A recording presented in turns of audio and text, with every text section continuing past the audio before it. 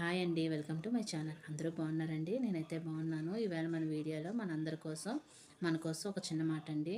ఏంటంటే నా అనుభవంతో చెప్తున్నానండి. అయితే చాలామంది హోదా, డబ్బు, బంగారం చూసి స్నేహం చేస్తారు, లేకపోతే బంధుత్వం కలుపుకుంటారండి. నేను ఇప్పుడు అలాంటి వాళ్ళ కోసం అయితే ఈ వీడియో చేస్తున్నానండి.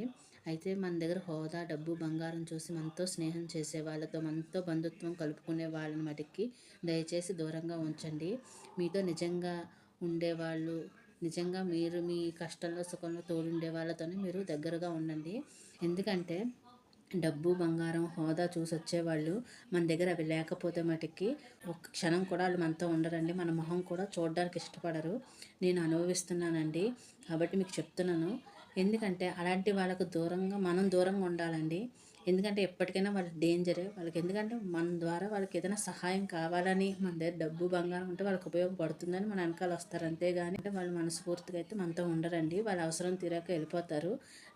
నేను ఈ విషయం ఎందుకు చెప్తున్నానంటే అనుభవం పూర్వకంగా చెప్తున్నాను. ఇప్పుడు నా దగ్గర ఏమీ లేదు కాబట్టి నా బంధుత్వం కానీ, నా స్నేహం కానీ ఏదీ లేదండి. నేను కష్టంలో ఉన్నప్పుడు నాకు సహాయం చేసి నాతో ఉన్న వాళ్ళే నాకు నిజమైన స్నేహితులు, నిజమైన బంధువులండి. అంతేగాని మన డబ్బును చూసి, హోదాను చూసి, బంగారాన్ని చూసి వచ్చేవాళ్ళని మటుకు అస్సలు నమ్మకండి. ఒకవేళ మీకు దగ్గర లేనప్పుడు మీరు మిమ్మల్ని అవాయిడ్ చేస్తున్నారు, మీ దగ్గర మళ్ళీ వచ్చారనుకోండి, అలాంటి వాళ్ళని మటుకి నమ్మకండి. ఎందుకంటే జీవితంలో ఒకసారి పడిపోయినా మళ్ళీ రెండోసారి అయినా లేవడానికైతే ప్రయత్నం చేస్తాం కదా.